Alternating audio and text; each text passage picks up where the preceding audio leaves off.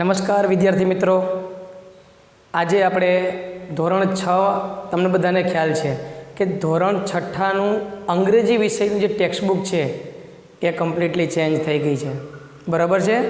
હવે આપણે જે બીજા સેમમાં પહેલો પાઠ જોવા જઈ રહ્યા છીએ એ આપણો છઠ્ઠો પાઠ હશે। અંગ્રેજી વિષયમાં જે છઠ્ઠો પાઠ છે એ આપણા બીજા સેમનો પહેલો પાઠ છે। હવે એ છઠ્ઠો પાઠ કયો છે તો કે યુનિટી ઇન ડાયવર્સિટી। બહુ સરસ મજાનો પાઠ છે। યુનિટી એટલે કે એકતા અને ડાયવર્સિટી એટલે વિવિધતા, અલગપણું, તો કે વિવિધતામાં એકતા આ પાઠનું ટાઇટલ છે। હવે આપણને ખબર છે કે આ જે નવી ટેક્સ્ટ બુક આવેલી છે આપણે એમાં અલગ અલગ સેક્શન આવેલા છે, જેમ કે listening, speaking, reading, writing, vocabulary વગેરે। એમાં આજે આપણે આ વિડીયોમાં જે લિસનિંગ નામનું જે સેક્શન છે એની આપણે ચર્ચા કરીએ અને એની જે એક્ટિવિટીઝ છે એ આપણે સારી રીતે સમજીએ। ચાલો તો હવે આગળ વધીએ।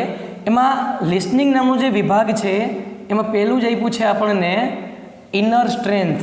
એક સુંદર મજાની પોએમ છે, કાવ્ય છે, પણ બહુ સમજવા જેવી છે। અમુક કાવ્ય બહુ સરસ આપ્યા છે, એમાંનું એક છે inner strength. Inner strength, strength એટલે તમને ખબર છે તાકાત, બળ, પણ કેવું બળ, કેવી તાકાત? ઇનર સ્ટ્રેન્થ, આંતરિક બળ, આંતરિક તાકાત। હવે એમાં શું કહેવા માગે છે આ કાવ્યમાં આપણે સમજીએ સાથે।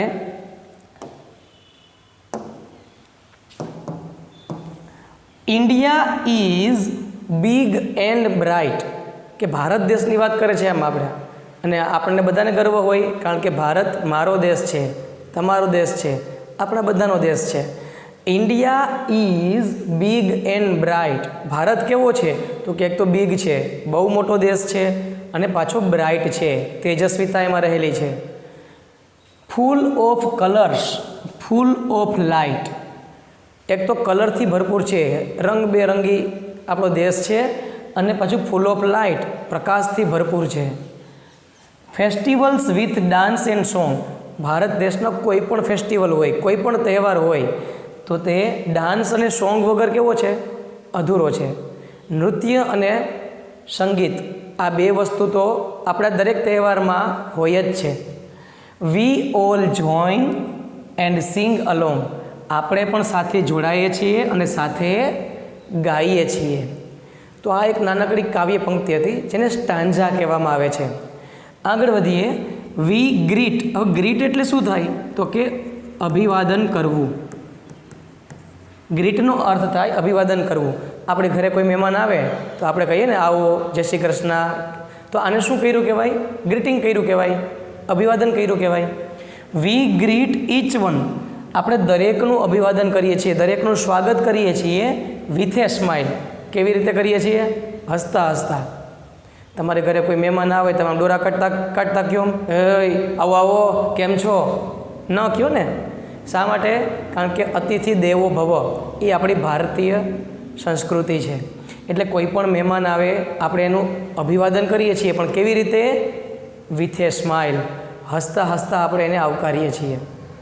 Helping others all the while, અને જ્યારે બધાને આપણે શું કરીએ છીએ? મદદ કરીએ છીએ, આ આપણો ગુણ છે। Temples shine and bells ring, મંદિરો છે એ ચમકે છે, બેલ વાગે છે, આપણે મંદિર હોય એટલે ત્યાં ઘંટારવ ચાલુ જ હોય। પ્રેયર્સ એન્ડ પીસ, પ્રાર્થનાઓ અને શાંતિ, ઇચ ડે બ્રિંગ, આ વસ્તુ શું લઈને આવે છે તો કે પ્રાર્થનાઓ લઈને આવે છે, શાંતિ લઈને આવે છે આપણા જીવનમાં। ફૂડ ઇઝ ફાઇન, ખોરાક કેવો છે? ફાઇન છે। એન્ડ હેલ્ધી ટ્રીટ, અને તંદુરસ્ત છે, બરાબર, એવો ખોરાક ખાવો જોઈએ કે આપણા સ્વાસ્થ્ય માટે ફાયદાકારક હોય। Chapati, rice and sweets to eat, કઈ કઈ ખોરાકની વાત આવી એમાં? ચપાતી એટલે કે રોટલી, રાઈસ ભાત એટલે કે ચોખા, એન્ડ સ્વીટ્સ ટુ ઇટ, અને મીઠાઈ તો આપણી ભેગી હોય જ છે।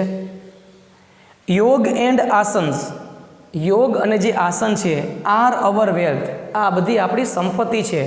જો એવું કહેવામાં આવે છે કે હેલ્થ ઇઝ વેલ્થ, આરોગ્ય એ જ સંપત્તિ છે, તો સારા આરોગ્ય માટે શું જરૂરી છે?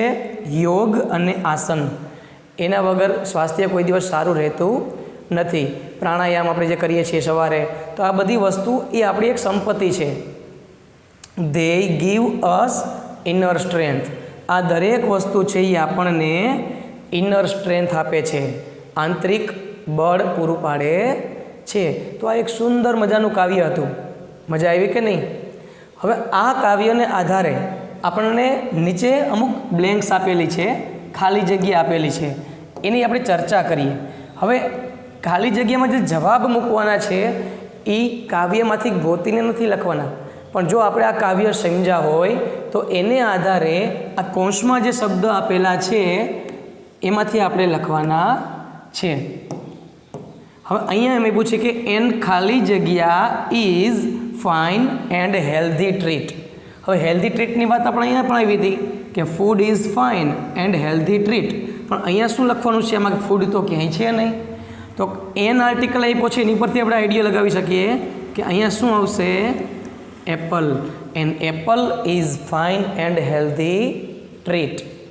ચપાતી તો અહીંયા પણ છે, પણ અહીંયા રાઈસ કે સ્વીટ આપેલ નથી, તો એની જગ્યાએ શું લખશું આપણે? તો અહીંયા દાલ આપેલ છે, રાઈસ, ચપાતી, દાલ એન્ડ બીજું શું આપેલ છે?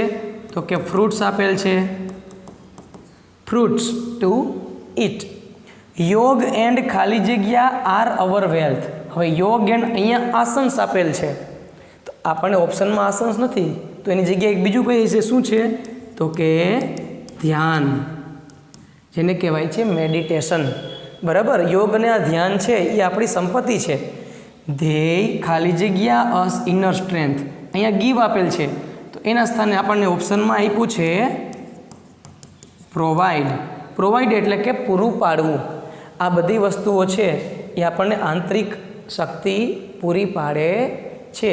તો આ પોયમને આધારિત અમુક ખાલી જગ્યા હતી એ આપણે જોઈ, તમને સમજાઈ ગઈ હશે. ત્યાર પછી આપણે આગળ વધીએ.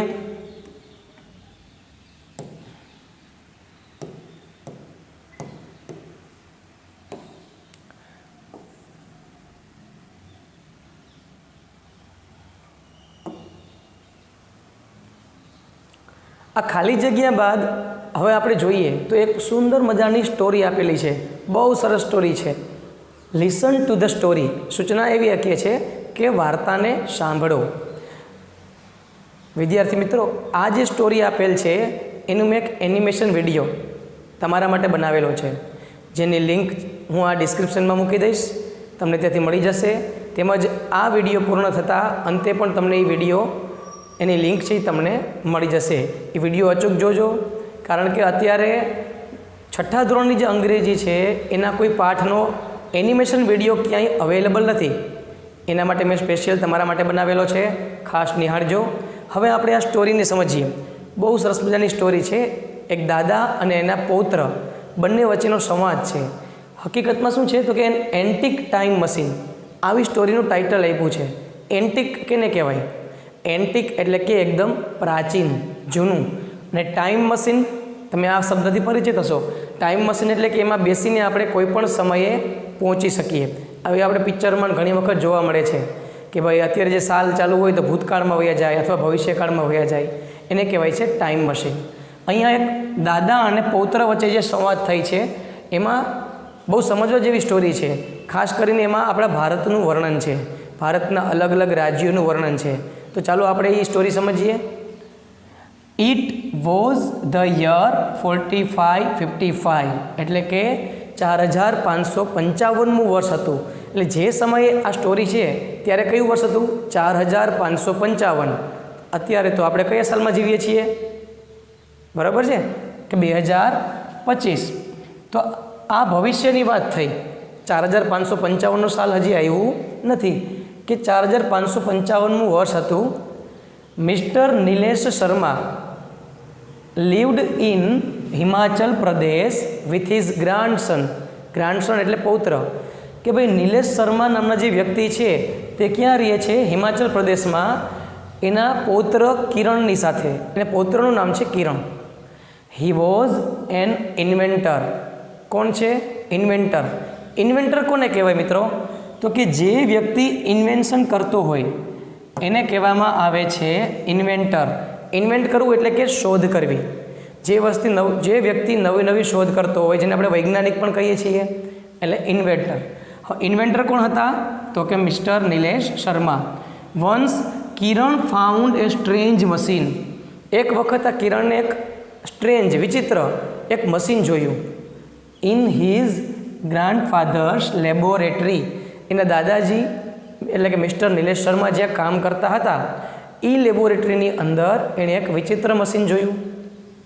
દાદાજી ટોલ્ડ હિમ ધેટ, એટલે દાદાજીએ તેમને કહ્યું કે it was A time machine, કે આ મશીન છે એ શું છે? ટાઈમ મશીન છે, જેના દ્વારા આપણે અલગ અલગ સમયમાં મુસાફરી કરી શકીએ. એ સાયન્ટિસ્ટ ઇન્વેન્ટેડ ઇટ, એ વૈજ્ઞાનિકોએ તેની શોધ કરી.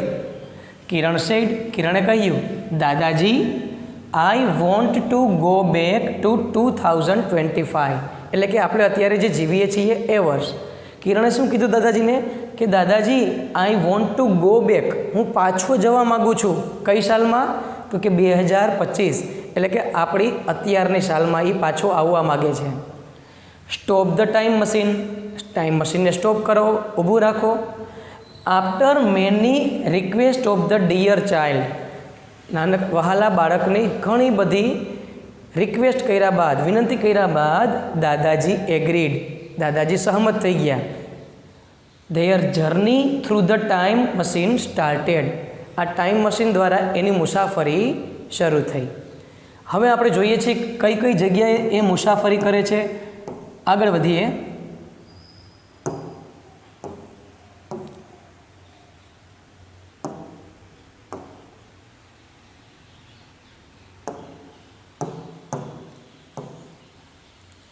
હવે જોઈએ આપણે તે કઈ કઈ જગ્યાએ પોતાની મુસાફરી શરૂ કરે છે. તો Kiran's first stop was A village in Rajasthan. તો સૌથી પહેલાં દાદા અને દીકરો બે ક્યાં પહોંચ્યા? રાજસ્થાનમાં.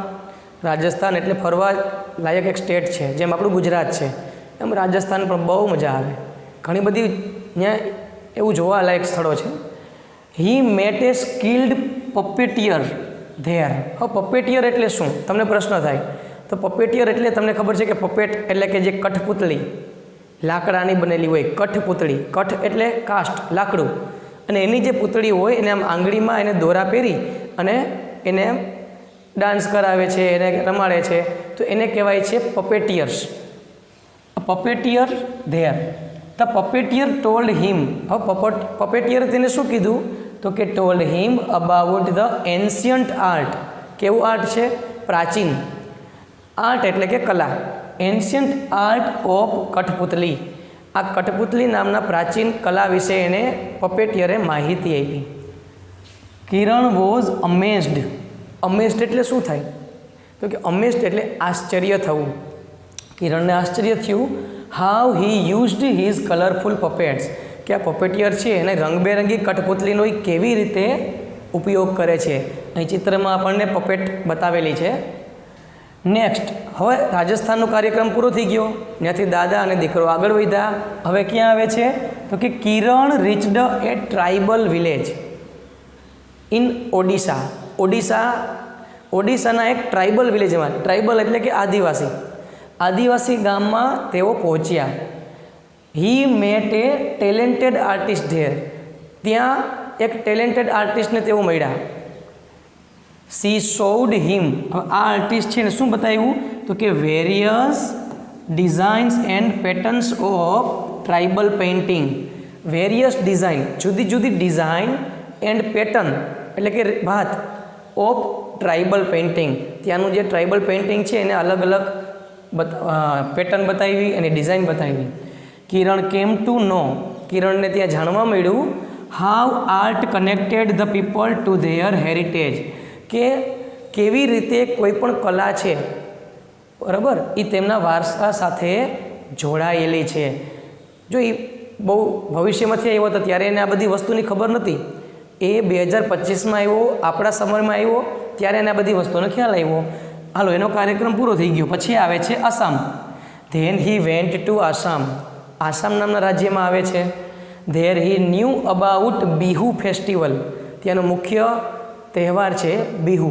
આ બિહુ ફેસ્ટિવલ વિશે તેણે જાણ્યું. There were 3 Bihu festivals. કુલ કેટલા બિહુ ફેસ્ટિવલ હોય છે? 3. એને નામ આપ્યા છે બોહાગ બિહુ, માઘ બિહુ એન્ડ કટી બિહુ. આ અલગ અલગ તહેવારના નામ છે એના. He also enjoyed Bihu dance there, અને ત્યાં જઈ અને બિહુ નૃત્યનો પણ એને મજા કરી, આ બધી વસ્તુ જોયું. ત્યાંનો કાર્યક્રમ પૂર્ણ કર્યા બાદ આફ્ટર ધેટ, તેના પછી Kiran enjoyed a festival in Punjab, bhangra કરવા માટે પહોંચી ગયા બાપા દીકરા ત્યાં. હવે પંજાબમાં ફેસ્ટિવલનો આનંદ માણવા માટે તેઓ ગયા. There he danced with farmers, ત્યાં તેણે તેના ખેડૂતો હારે ડાન્સ કર્યો. પંજાબી લોકો છે ડાન્સ કરવામાં શોખીન હોય છે.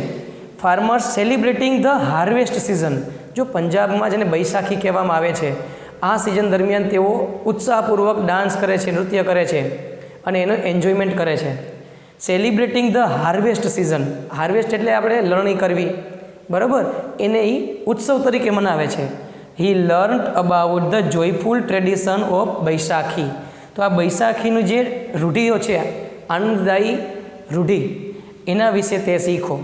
જો દરેક રાજ્યમાં એ કંઈક ને કંઈક શીખે છે, એનો અર્થ એવો થાય કે એના સમયમાં આ કોઈ વસ્તુ અવેલેબલ નથી, તો એને અત્યારે શીખવા મળે છે. Kiran's next adventure took him to Kerala, હવે અંતે તેઓ ક્યાં ગયા? પછી કેરળ ગયા. હી met A master dancer there, હવે ત્યાં પણ નૃત્ય છે ખૂબ પ્રચલિત છે, એના માસ્ટર ડાન્સરને તેઓ મળ્યા. He show the difficult steps of Kathakali dance, Kathakali dance ત્યાંનું લોક નૃત્ય છે. હવે એ લોકનૃત્યના જે સ્ટેપ હોય છે એ ખૂબ જ ડિફિકલ્ટ હોય, અને એ ડિફિકલ્ટ સ્ટેપ્સ છે એને જોયા. And learn about mask, mask એટલે તમને ખ્યાલ છે કે જે નૃત્ય કરે છે કથકલી, એને ચહેરા ઉપર જે માસ્ક લગાડેલા હોય છે, જે ચિત્રમાં તમને અહીંયા જોવા મળે છે, એના વિશે પણ તેઓ શીખા. ચલો, કેરળનો કાર્યક્રમ પૂરો. ત્યાર પછી ફાઇનલી અંતે Kiran visited a desert village in Kutch, Gujarat. કચ્છડો બારે માસ. અંતે છેલ્લે ક્યાં આવ્યા? આપણા ગુજરાતમાં. ગુજરાતમાં કચ્છમાં તેઓ રણમાં આવ્યા. ધેર, ત્યાં હી મેટ એ ગિફ્ટેડ વીવર, વીવર એટલે કે વણકર, જે કપડાં વણવાનું કામ કરે છે એને વીવર કહેવામાં આવે છે. C showed him the beautiful patterns and colours of traditional textile, જેના કાપડ તમે જુઓ કચ્છના, બરાબર, ભરત ગૂંથણથી ખૂબ જ પ્રચલિત હોય છે, તો એ ત્યાંના અલગ અલગ પેટર્ન્સ અને કલરવાળા કાપડ છે એ એને બતાવે છે.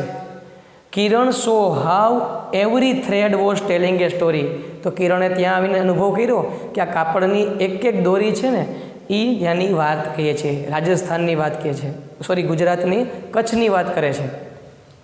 કિરણ રિયલાઇઝ ધેટ, કિરણને અંતે ભાન થયું ઇન્ડિયાઝ ફોક કલ્ચર, કે ભારતનું જે આ ફોક કલ્ચર છે, કલ્ચર એટલે સંસ્કૃતિ, લોક સંસ્કૃતિ છે, ફોક કલ્ચરનો અર્થ થાય લોક સંસ્કૃતિ, was A treasure of stories.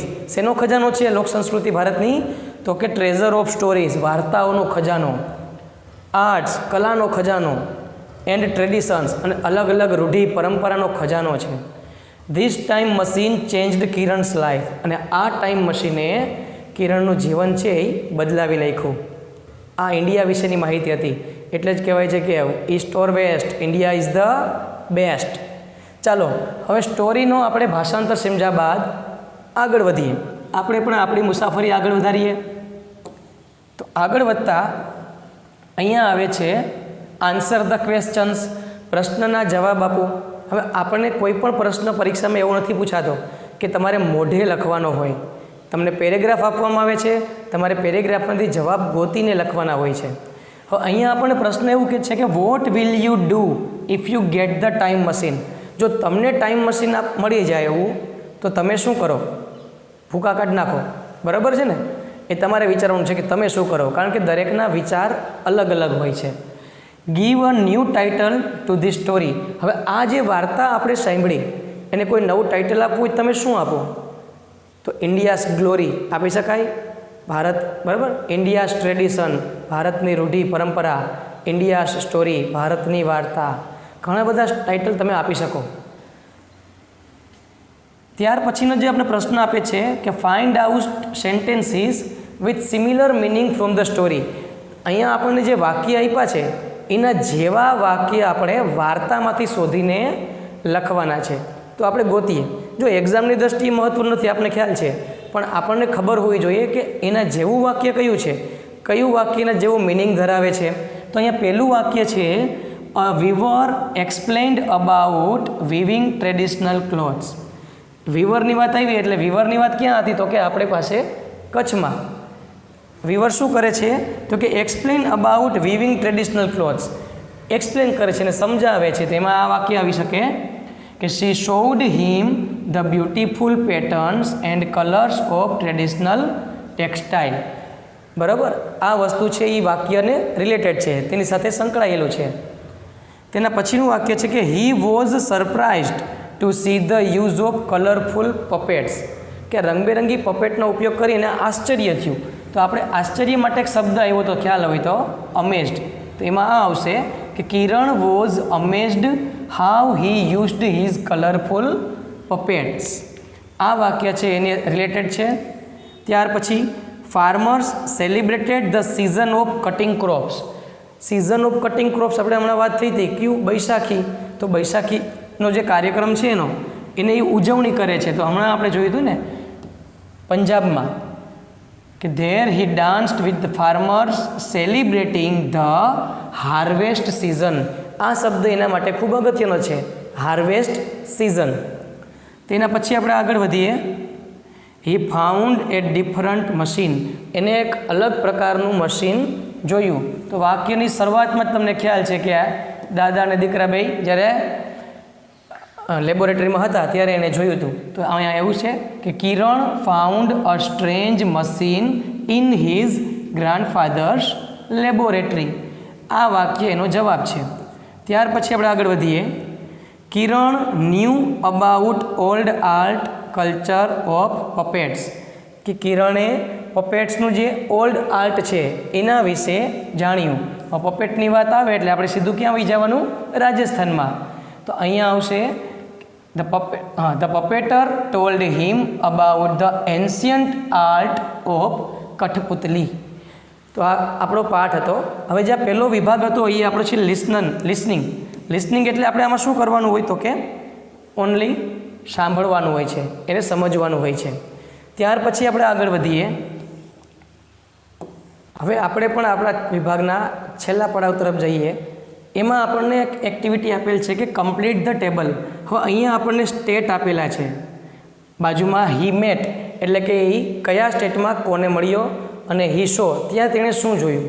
તો પહેલાં અહીંયા આપ્યું છે આપણને ગુજરાત. તો ગુજરાતમાં એ કોને મળ્યો હતો? તો કે ગિફ્ટેડ વીવર. કચ્છની વાત હતી ને ગુજરાતમાં, એને મળ્યો હતો. ત્યાં એ શું જોયું એને? તો કે he saw beautiful patterns of traditional textile. અલગ અલગ પેટર્ન જોઈ એને ટ્રેડિશનલ ટેક્સટાઇલની. ત્યાર પછી કેરલા. તો ત્યાં એ કોને મળ્યો? A master dancer. Difficult steps of Kathakali dance. ત્યાં શું જોયું? તો કે કથકલી ડાન્સના ડિફિકલ્ટ સ્ટેપ્સ. પછી પંજાબની વાત છે તો ત્યાં એ ફાર્મર્સને મળ્યો. ત્યાં શું જોયું? તો કે હી શો ટ્રેડિશન્સ ઓફ બૈશાખી. બૈશાખીની જે ટ્રેડિશન્સ છે એની પરંપરા છે એ તેણે જોઈ. અને ઓડિશા છેલ્લે એ ટેલેન્ટેડ આર્ટિસ્ટને ત્યાં મળ્યો.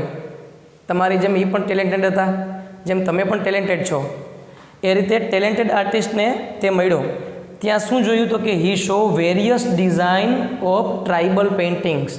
ટ્રાઇબલ પેઇન્ટિંગ્સની જુદી જુદી તેણે ડિઝાઇન જોઈ. તો આ હતો આપણો લિસનિંગ વિભાગ. આશા રાખું છું કે તમને આ વિડીયો ગમ્યો હશે, બધી વસ્તુ સમજાઈ ગઈ હશે. છતાં પણ કંઈ પણ પ્રશ્ન હોય તમે મને પૂછી શકો છો. કોમેન્ટ બોક્સમાં પ્રશ્ન પૂછવાની છૂટ છે અને હું એનો જવાબ જરૂર આપીશ. જો તમને આ વિડીયો ગમ્યો હોય તો લાઇક, શેર અને સબસ્ક્રાઈબ જરૂર કરજો. અને આમાં જે સ્ટોરી આવેલી હતી દાદા અને દીકરાની, એની એનિમેશન વિડીયો જોવાનું ખાસ ભૂલતા નહીં. જય હિન્દ, જય ભારત.